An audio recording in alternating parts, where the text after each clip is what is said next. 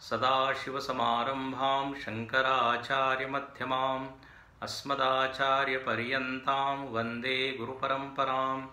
श्रुतिस्मृतिपुराणानाम् आलयं करुणालयं नमामि भगवत्पादं शङ्करं लोकशङ्करं। शङ्करं शङ्कराचार्यं केशवं बादरायणं सूत्रभाष्यकृतौ वन्दे भगवन्तौ पुनः पुनः। समस्तजनकल्याणे निरतं करुणामयं नमामि चिन्मयं देवं सद्गुरुं ब्रह्मविद्वरम्। हरिओम। सभी भक्तजनों को, श्रोताजनों को हमारा हरिओम और नमस्कार। आज हम लोग स्वामी विवेकानंद जी के जीवन पर आधारित कुछ चिंतन करेंगे।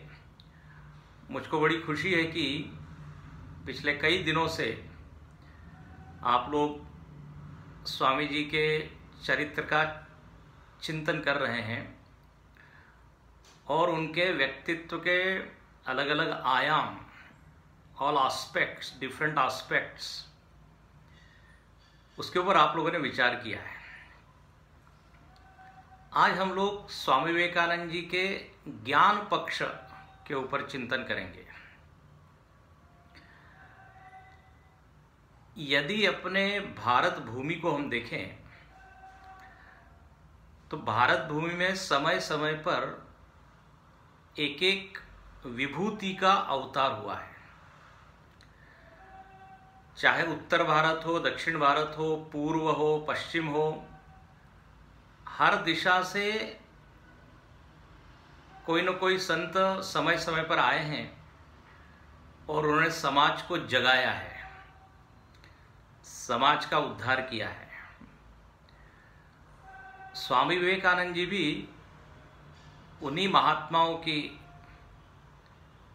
जो एक सुंदर माला है उसके एक मोती है। अब यदि महाराष्ट्र को ही आप देखें तो महाराष्ट्र में हम लोग बोलते हैं निवृत्ती नामदेव, सोपान मुक्ताबाई, एकनाथ नामदेव, तुकाराम, संतांची माळ आहे। त्याशिवाय विसोबा खेचर आहे, सावता माळी आहे, समर्थ रामदास स्वामी आहे। ये ऐसे एक से एक संत यहाँ पे हुए। ऐसे ही आप देखिए उत्तर भारत में तुलसीदास जी, कबीरदास जी, सूरदास जी, रैदास जी। बंगाल में आप देखते हैं चैतन्य महाप्रभु। उसके बाद स्वामी दयानंद जी हुए, स्वामी राम तीर्थ हुए। ऋषिकेश में बहुत बड़े संत हुए, स्वामी शिवानंद जी। तो ऐसे हमारी जो भारत भूमि है वो ऋषियों की भूमि है, पुण्य भूमि है। एक बार कोई व्यक्ति भाषण कर रहे थे और उन्होंने कहा कि भारत कृषि प्रधान देश है। तो हमने कहा इसमें थोड़ा सा बदलाव होना चाहिए। कृषि प्रधान नहीं, ऋषि प्रधान देश है। कृषि में से क को कट कर दीजिए तो क्या बचेगा? ऋषि। स्वामी विवेकानंद जी भी आधुनिक काल के ऋषि थे। हम लोग प्राचीन काल के ग्रंथों को पढ़ते हैं तो उसमें हम देखते हैं याज्ञवल्क ऋषि, वशिष्ठ ऋषि, विश्वामित्र ऋषि। उस समय एक से एक बड़े ऋषि हुए और वही परंपरा आगे बढ़ती चली गई। भगवान शंकराचार्य जी का आविर्भाव हुआ और उन्होंने अद्वैत ज्ञान का पूरे भारत में घूम घूम कर प्रचार किया, धर्म ध्वजा को फहराया। बिल्कुल वही काम 150 साल पहले स्वामी विवेकानंद जी ने किया। हमारे संत हमको जगाते रहते हैं। काय सांगू संतांचे उपकार, मज जागवती जागवती निरंतर। संत लोग जगाते हैं। स्वामी विवेकानंद जी भी हम लोग को जगाने के लिए आए। उनका प्रसिद्ध वाक्य जो उन्होंने कठोपनिषद से उठाया था, उत्तिष्ठत जागृत प्राप्य वरान निबोधत। उठो, जागो और अपने ध्येय को पहचानो और उसको प्राप्त करो। अब देखिए, स्वामी विवेकानंद जी मूल रूप से ब्रह्मनिष्ठ थे, जीवन मुक्त पुरुष थे, अद्वैत तत्व में पूरी तरह प्रतिष्ठित थे। उनका मूल व्यक्तित्व यदि आप देखें तो जैसे भगवत गीता में स्थितप्रज्ञ इस शब्द का प्रयोग हुआ है ज्ञानी के लिए। स्थितप्रज्ञ का अर्थ है कि जिसकी प्रज्ञा आत्म तत्व में स्थित है। स्वामी विवेकानंद जी बिल्कुल स्थितप्रज्ञ ही थे, ज्ञान से लबालब भरे हुए थे। इसलिए पूरे विश्व को वो इस अद्वैत ज्ञान का संदेश पहुंचाने में सफल हुए। वेदों में देखिए 3 विषय बताए हैं। एक है कर्मकांड, दूसरा है उपासना कांड और तीसरा है ज्ञान कांड। कर्मकांड की लगभग 80,000 ऋचाएं हैं। ऋचाएं मतलब मंत्र। उपासना की लगभग 16,000 ऋचाएं हैं और अद्वैत ज्ञान तत्व ज्ञान की लगभग 4,000 ऋचाएं हैं। इस प्रकार कुल मिला के लगभग 1,00,000 मंत्र है वेद में। और आप यदि देखें तो जीवन में पहले हम कर्म ही करते हैं। कर्म करना आसान है। मनुष्य योनि कर्म योनि है। कर्म करते करते हम जब अपने को शुद्ध करते हैं कर्म योग के द्वारा, केवल कर्म के द्वारा नहीं, कर्म योग के द्वारा। कर्म और कर्म योग में फर्क है। बहुत कर्म करने को कर्म योग नहीं कहते।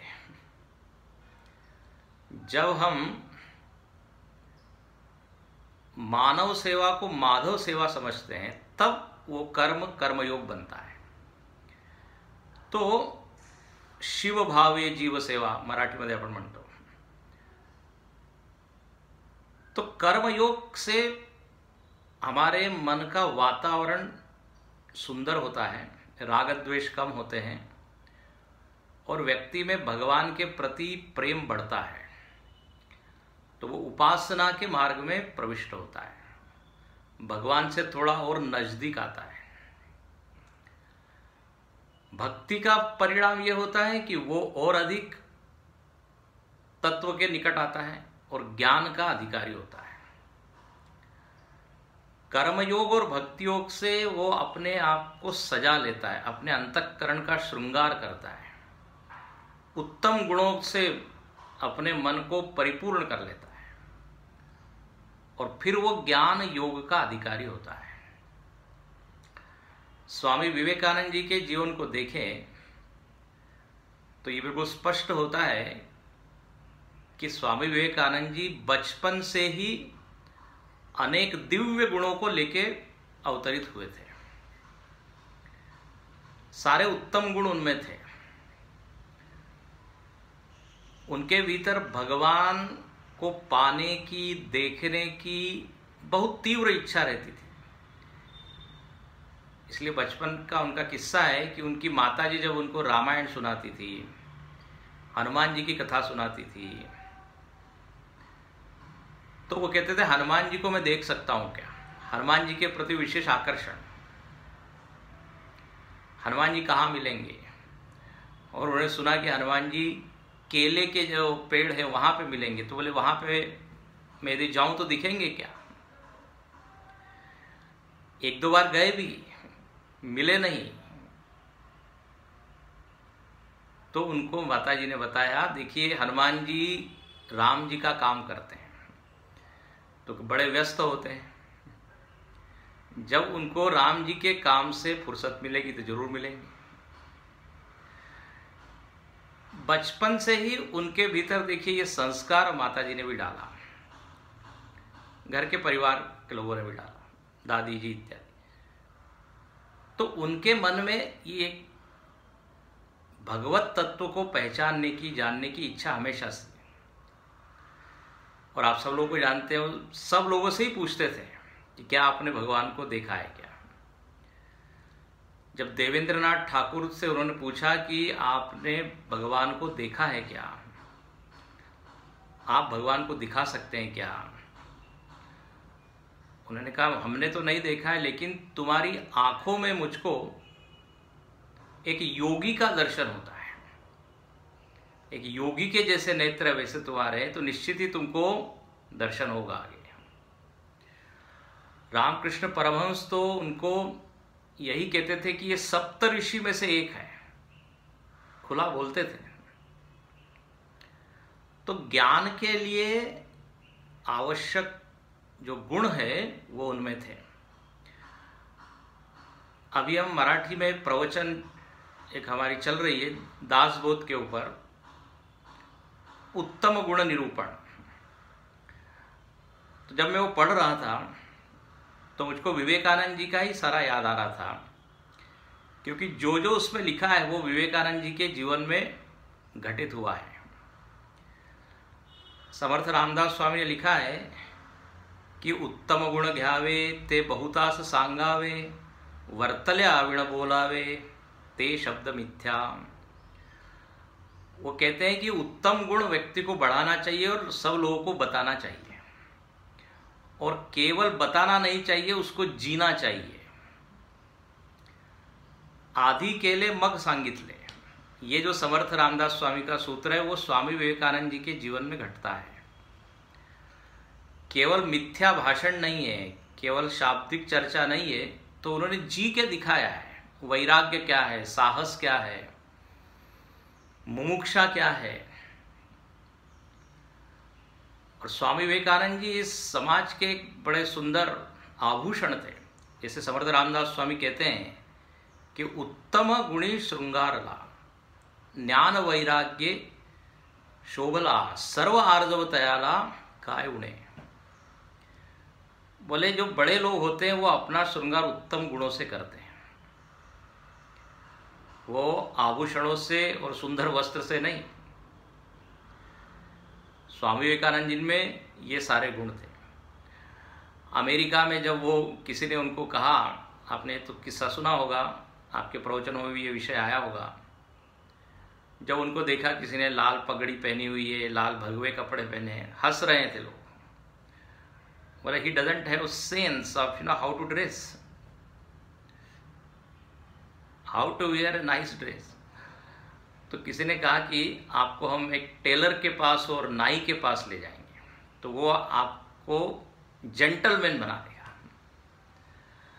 तो विवेकानंद जी ने तपाक से उत्तर दिया, बोले मैं उस देश से आया हूं जहां पर टेलर और नाई के द्वारा व्यक्ति की पहचान नहीं होती, या दर्जी और कोई नाई उसको अच्छा नहीं बना सकता। मैं ऐसे देश से आया हूं जहां पे गुणों के द्वारा व्यक्ति का व्यक्तित्व पहचाना जाता है। तो ऐसे ये ज्ञान के लिए आवश्यक गुणों को लेके स्वामी जी अवतरित हुए थे। और देखिए सबके चहेते बन गए। समर्थ रामदास स्वामी लिखते हैं, ऐसे उत्तम गुणी विशेष तयास म्हणावे पुरुष, जगाचा भजने जगदीश, जयाचा भजने जगदीश तृप्त होए। ऐसा व्यक्ति सबका प्रिय होता है, और नॉट ओनली लोगों का बल्कि भगवान का भी प्रिय होता है। अब देखिए ज्ञान योग में आता है कि व्यक्ति के जीवन में विवेक, वैराग्य, शम, दम, उपरति, तितिक्षा, श्रद्धा, समाधान, मुमुक्षा, इतने गुण होने चाहिए, तो उसको आत्मज्ञान होता है। यदि स्वामी विवेकानंद जी के जीवन को आप देखें तो उनमें एकाग्रता थी, समाधान, समाधान का गुण है। संस्कृत में समाधान का मतलब होता है सम्यक आधानम, चित्त को एक ध्येय में लगा देना, एक अग्र, मन के आगे एक विषय हो। स्वामी विवेकानंद जी की एकाग्रता इतनी सुंदर थी, कहते हैं एक बार वो कहीं जा रहे थे और उन्होंने देखा कि कुछ बच्चे जो है बंदूक से पानी के ऊपर तैरते हुए कुछ अंडे के छिलके थे उन पर निशाना लगा रहे थे। स्वामी जी ने देखा तो स्वामी जी ने कहा हम भी लगा सकते हैं। लड़कों को आश्चर्य हुआ। कहते हैं 10 या 12 वो छिलके थे, दूर से उन्होंने निशाना लगाया और सही सभी निशाने एकदम सही लगे। तो समाधान का गुण चाहिए ज्ञान के लिए,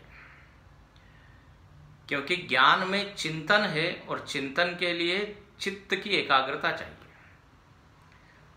आप सामान्य रूप से भी देखते हैं, व्यवहार में भी जब किसी विषय का चिंतन करना होता है तो लोग क्या कहते हैं, शांति से बैठ के एकाग्र होकर चिंतन करेंगे। With disturb mind you cannot think properly. So तत्वज्ञान तो इतना सूक्ष्म है। एकाग्रता उनमें थी, उनकी स्मरण शक्ति बड़ी तीव्र थी। लाइब्रेरी में पुस्तक के पुस्तक वो याद कर लेते थे, उसको कहते फोटोग्राफिक मेमोरी।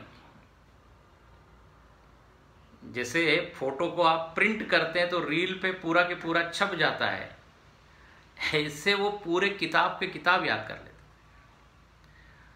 लाइब्रेरियन को लगता था कि ये पढ़ते हैं कि नहीं, हर थोड़े दिन में पुस्तक वापस कर देते हैं। उन्होंने कहा पूछ लीजिए आप, इस पुस्तक के इस पेज पे क्या लिखा है, हम बता सकते हैं। बताया उन्होंने। तो मेधा से संपन्न, एकाग्रता से संपन्न, उसके बाद वैराग्य का गुण चाहिए ज्ञान की प्राप्ति के लिए। वैराग्य से भरे हुए थे। यदि विरक्त नहीं होते तो घर को छोड़ते नहीं। उनके वैराग्य को भी समझना है तो एक किस्सा है कि उनके भाषणों से और व्यक्तित्व को देखकर एक स्त्री जो है बड़ी प्रभावित हुई, मोहित हुई, और उन्होंने स्वामी जी से कहा कि मैं आपके जैसा पुत्र चाहती हूं। वास्तव में वो चाहती थी विवाह करना, लेकिन अब ऐसे कैसे बोल सकते हैं। लेकिन ये किस्सा आपने सुना होगा। स्वामी जी ने उत्तर दिया कि आज से मैं आपका पुत्र, आप हमारी माता, मुझको ही पुत्र मान लो। तो इससे ये ज्ञात होता है कि वह कहीं भी आसक्त नहीं थे, कहीं भी लिप्त नहीं थे। असंगोहम असंगोहम असंगोहम पुनः पुनः सच्चिदानंद रूपोहम अहमेवाहमव्ययः। वो जानते थे कि मैं कौन हूं, सच्चिदानंदोहम, न तो जीवोहम। तो सामान्य जीव जैसे आकर्षणों में फंस जाता है, आसक्त होता है, वैसे वो नहीं थे। तो वैराग्य उनमें है, विवेक उनमें है। उनका तो नाम ही विवेकानंद है। विवेक शब्द का संस्कृत में अर्थ होता है मिली हुई चीजों को अलग करना, कैपेसिटी टू डिस्क्रिमिनेट। डिस्क्रिमिनेट मतलब अलग अलग करना, डिफरेंशिएट। नित्य क्या है, अनित्य क्या है, सत्य क्या है, असत्य क्या है ना, आत्मा क्या है, अनात्मा क्या है। आज हम लोग इन सब चीजों को मिला मिला के देखते हैं। हमारा विवेक दुनिया की चीजों में तो काम करता है, क्या अच्छा है क्या बुरा है, कहां पैसे ज्यादा मिलेंगे कहां कम मिलेंगे, कहाँ जाने में मजा आएगा कहाँ जाने में दुख होगा, इतना विवेक तो है। लेकिन आत्मा अनात्मा विवेक नहीं है, जीव ब्रह्म विवेक नहीं है। स्वामी विवेकानंद जी में ये विवेक था और इसलिए वो इस ज्ञान को पचा पाए, ज्ञान को पूरी तरह आत्मसात कर पाए। फिर आप देखते हैं उनकी श्रद्धा। साधन चतुष्टय में एक है श्रद्धा। 4 प्रकार के साधन ज्ञान के लिए चाहिए। विवेक, वैराग्य, समाधि, षट संपत्ति और मुमुक्षुत्व। तो शम आदि ये 6 गुण है। शम मतलब मन का संयम, दम मतलब इंद्रिय का संयम, उपरति मतलब सभी चीजों से उपराम हो जाना, फिर तितिक्षा सहन करने की सामर्थ्य, और उसी में एक है श्रद्धा। श्रद्धा किसमें होनी चाहिए? तो कहते हैं गुरु और वेदांत वाक्यों में। तो देखो स्वामी जी की अगाध श्रद्धा जो है रामकृष्ण परमहंस में थी। वो जब शिकागो में गए हैं और भाषण देने के लिए खड़े हुए हैं, तो वो कहते हैं बस मैंने उन्हीं का ध्यान किया, परमहंस जी का, और उन्हीं के कृपा प्रसाद से जो वाणी फूटी है। तो गुरु के बिना देखिए ज्ञान अपने भीतर प्रकट नहीं होता। गुरु बिन ज्ञान, ज्ञान बिन चेला, निसदि न फिरत उदासी, पानी में मीन पियासी, मोए सुन सुन आवत हासी। कबीरदास जी कहते हैं गुरु के बिना देखिए केवल पुस्तक हमको ज्ञान दे नहीं सकते। पुस्तक में शब्द लिखे हुए हैं, भाषा है। यदि किसी को व्याकरण का ज्ञान है तो वो शब्द तो पढ़ सकता है, लेकिन उस शब्द के पीछे के जो अर्थ है वो प्रकट नहीं होते। वो गुरु कृपा से ही प्रकट होते हैं। गुरु कृपा होने पर ही शास्त्र कृपा होती है। 4 कृपा को बताया गया है, गुरु कृपा, ईश्वर कृपा, शास्त्र कृपा और आत्म कृपा। तो स्वामी जी पर बचपन से ही, जब से वो रामकृष्ण परमहंस से मिले हैं, उनके ऊपर कृपा की वृष्टि होती रही। इसलिए हर कदम पे वो अपने गुरु जी का ध्यान करते हैं, सदगुरु का ध्यान करते हैं। ऐसा लिखा है कि श्रुतिम पठ गुरोर मुखाद, गुरु से ही सुनने पर हमको ज्ञान होता है। मोक्ष मूलम गुरु कृपा, गुरु की तो इतनी महिमा है। सदगुरु वाचो ने सापड़े न सोय, धरावेते पाया आदि आदि। कितने भी उपमा दे दीजिए आप, गुरु की बराबरी कोई कर नहीं सकता। और स्वामी जी के तो गुरु ऐसे थे जो साक्षात काली माता से बोलते थे। देखिए केवल ग्रंथ जो है ना वो मौन है, ध्यान से सुनना। ग्रंथ और हमारे बीच में जब तक कोई गुरु न हो तब तक आत्मज्ञान होता नहीं।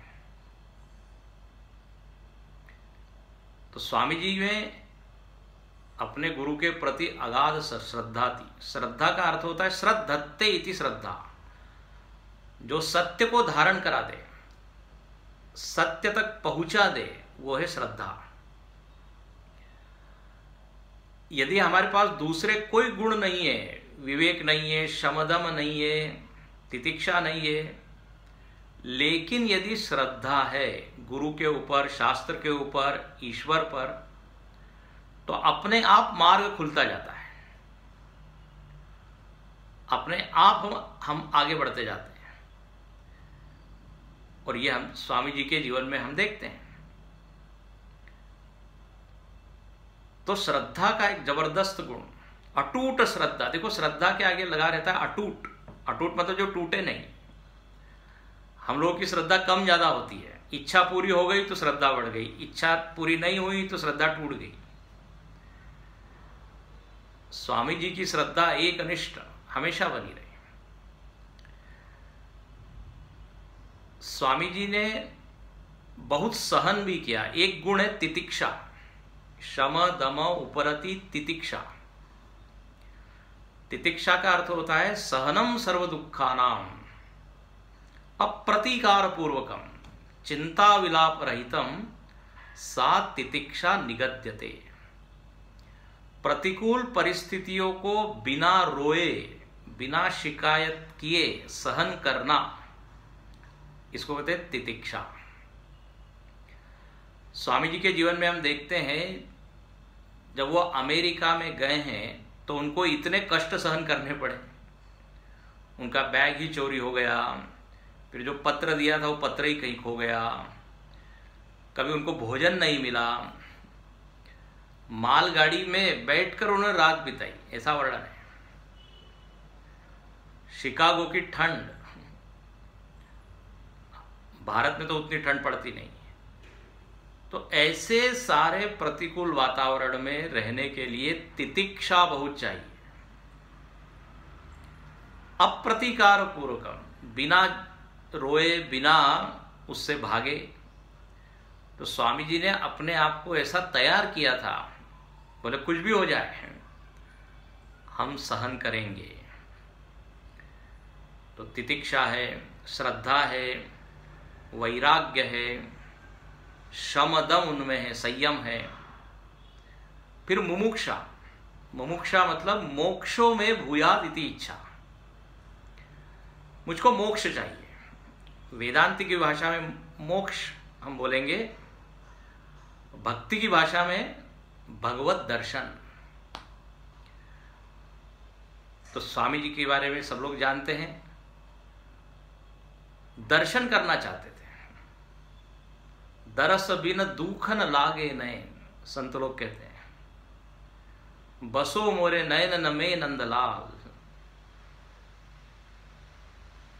अखिया प्यासी रहना, आपने सुना है वजह। तो स्वामी जी की आंखें तड़पती थी, और जब रामकृष्ण परमहंस से मिले तब जाके उनको तृप्ति हुई। वो समझ गए कि यही है जो हमको उस परमेश्वर का दर्शन करा सकते हैं। स्वामी जी के रामकृष्ण परमहंस के जो उत्तर को जब उन्होंने सुना है कि तुमसे ज्यादा स्पष्ट मैं भगवान को देखता हूं, अचंभित हो गए। बोले ऐसा इतना विश्वास पूर्वक बोलने वाला कोई साधु संत महात्मा मिला नहीं। वही वो रुक गए, आते जाते रहे, उनसे मार्गदर्शन प्राप्त करते रहे। और उनमें भक्ति तो थी ही, भजन गाते थे। हमने कहा ना, उनमें इतने गुण थे, पखावज बजा लेते थे। और जब विवेकानंद जी गाते थे तो भाव विभोर हो जाते थे, भाव समाधि लग जाती थी भगवान रामकृष्ण परमहंस की। तो ऐसे जो जो रिक्वायर्ड गुण है, आज हम वही भूमिका बता रहे हैं कि उन्हें ज्ञान योगी तो थे, वो ब्रह्मनिष्ठ तो थे, लेकिन ब्रह्मनिष्ठ होने के लिए जो प्री रिक्विजिट है, आवश्यक अर्हताएं, योग्यताएं, उसको लेके वो आए थे। तो मुमुक्षा, तितिक्षा, श्रद्धा, एकाग्रता, स्मरण शक्ति, इन सारे गुणों से उन्होंने अपने व्यक्तित्व को सुंदर बनाया। अच्छा, थोड़ा और हम आगे देखें। स्वामी जी ने भ्रमण किया, एक परिव्राजक के रूप में वो पूरे भारत में घूमे। इस पर भी आप लोगों ने चर्चा की होगी पहले। 3 वर्ष तो घूमते रहे, कई वर्षों तक, और अनेक संतों से मिले, अनेक लोगों से सीखा, सत्संग किया। देखिए, यदि ज्ञानी होना है तो कहते हैं प्रथम भगति संतन कर संगा, सत्संग करना चाहिए। रामकृष्ण देव का तो सत्संग उनको मिलता ही रहा, इसके अलावा भी अनेक लोगों से मिलते रहे और सीखते रहे। भजगोविंदम में भगवान शंकराचार्य जी लिखते हैं, सत्संगत्वे निस्संगत्वम, निस्संगत्वे निर्मोहत्वम, निर्मोहत्वे निश्चल तत्वम, निश्चल तत्वे जीवन मुक्ति। बोले जीवन मुक्त होना है स्वामी जी की तरह, तो शुरुआत कहां से करनी पड़ेगी? सत्संग से। सत्संग दरवाजा है, द्वार है।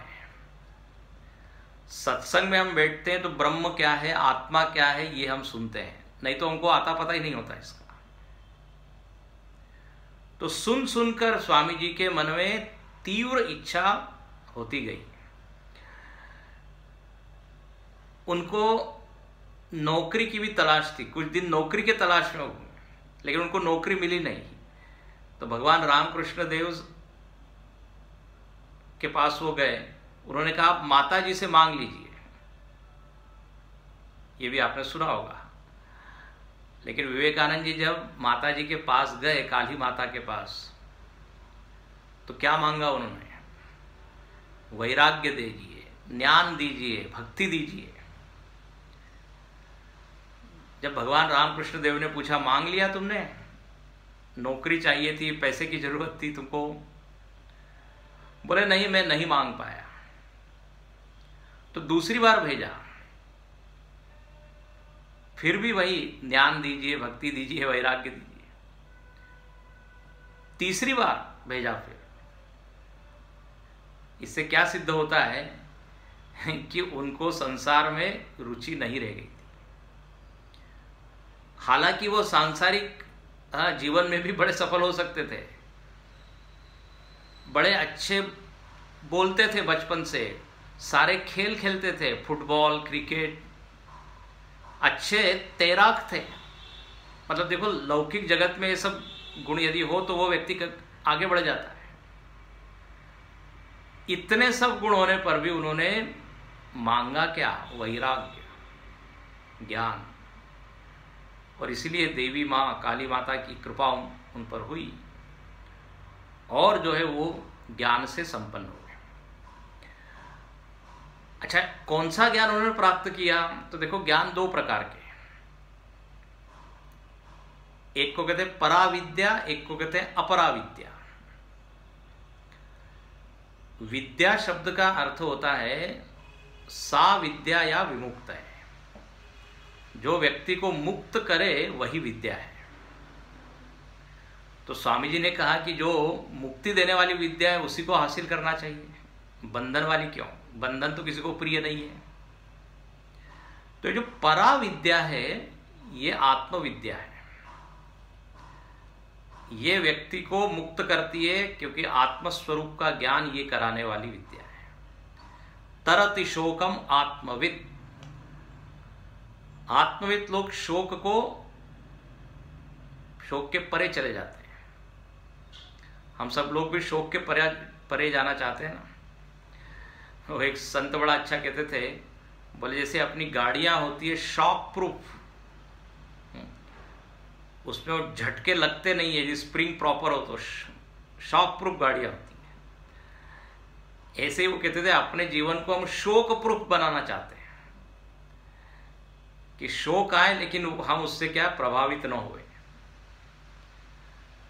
तो ये कैसे होगा? तो बोले ये ज्ञान रूपी एक यदि कवच अपने पास हो तो हम इससे बच सकते हैं। स्वामी जी ने ज्ञान प्राप्त किया, यह आत्मविद्या। और ये विद्या के बारे में तो ये कहा है कि विद्या मित्रम प्रवासेषु भार्या मित्रम गृहेषु च व्याधितस्य औषधम मित्रम धर्मो मित्रम मृतस्य च। बोले जो विद्या है ना, ये ज्ञान, ये वास्तव में हमारी मित्र है, और प्रवास में, यात्रा में। इसलिए आप देखते हैं अमेरिका में जब स्वामी जी गए हैं तो साथ में क्या लेके गए? पैसा तो बहुत कम था और कुछ वस्तुएं नहीं।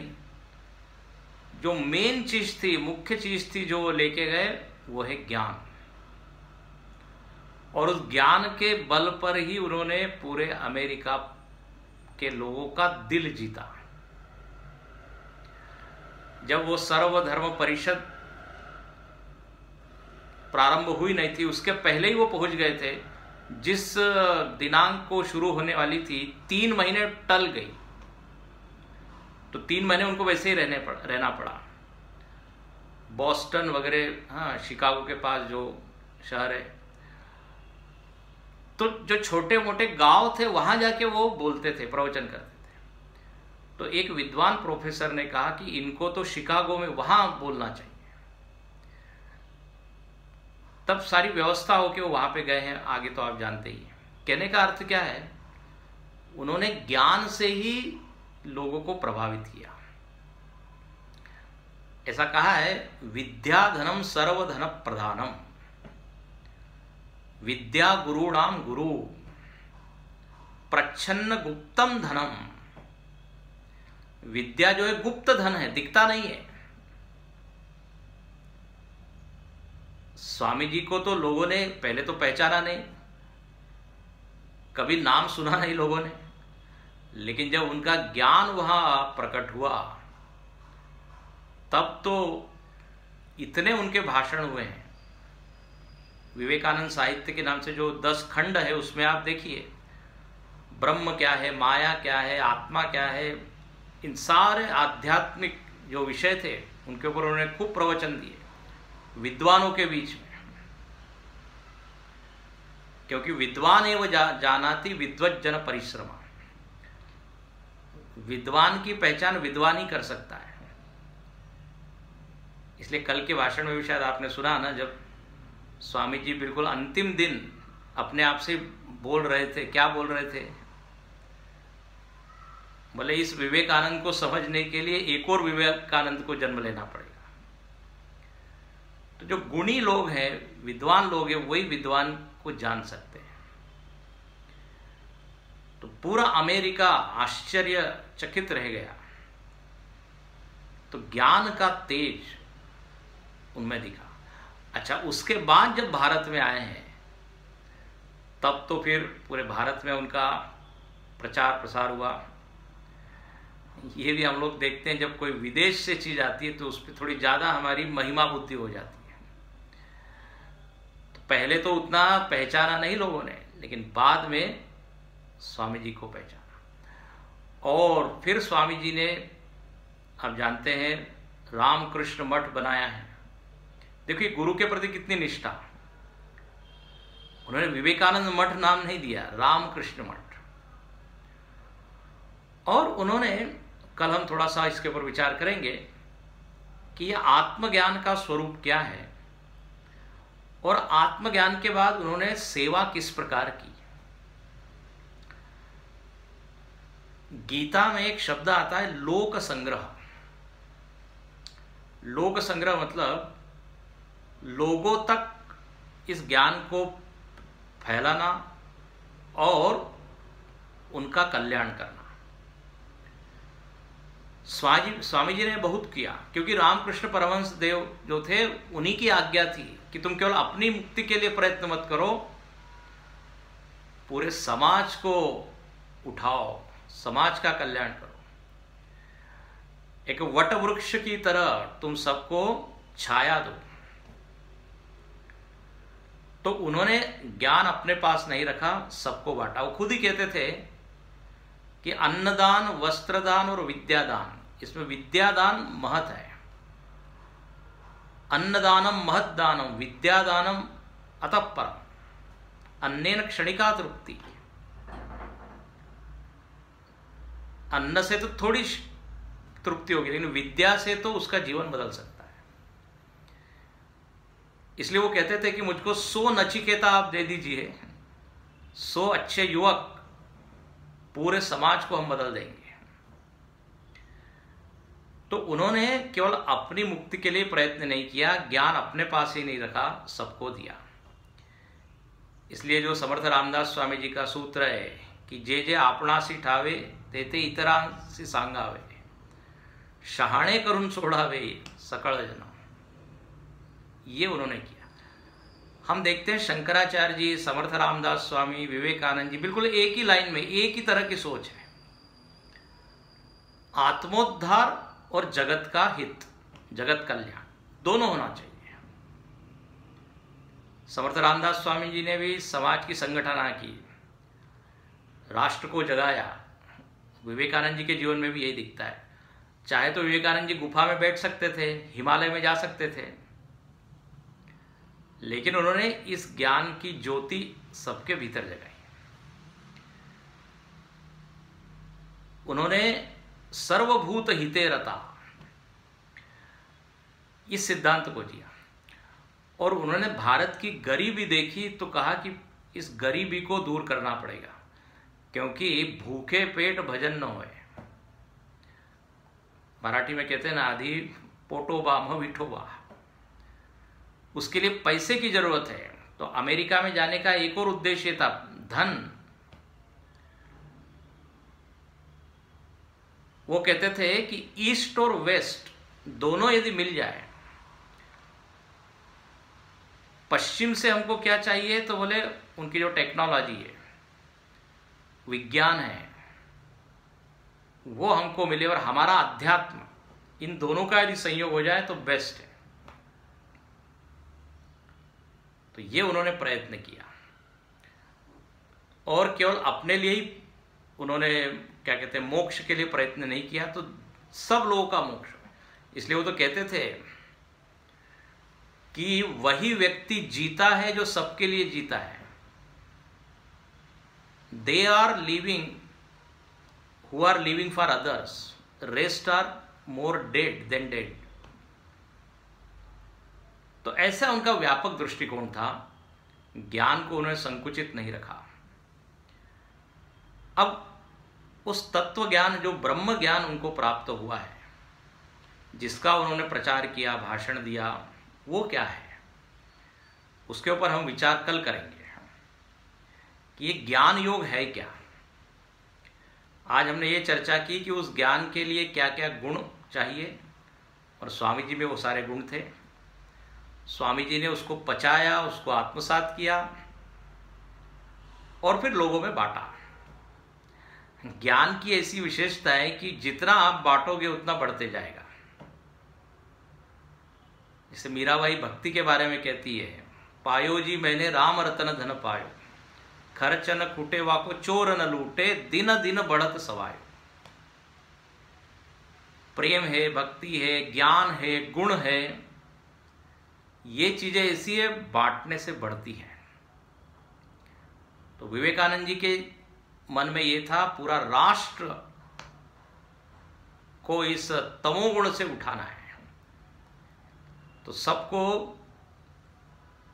ये बांटना चाहिए। इसलिए उन्होंने ये कार्य किया। हालांकि बड़ा कठिन था, लेकिन उन्होंने वो किया है। तो अब वो ज्ञान, ब्रह्म ज्ञान, ब्रह्म मतलब क्या, आत्मा मतलब क्या, हाँ, अहम ब्रह्मास्मि, इस वाक्य को बोलते रहे हो। अमृतस्य पुत्रः, ये वाक्य उनका बड़ा प्रसिद्ध था कि तुम अमृत के पुत्र हो। तो अमृत के पुत्र मतलब क्या, इस शरीर को देखें तो शरीर तो विनाशी मृत है। तो किस ढंग से वो कह रहे हैं, किस दृष्टि से वो कह रहे हैं कि तुम अमृत के पुत्र हो, तुम ब्रह्म हो। तो इसके ऊपर विचार हम कल करेंगे।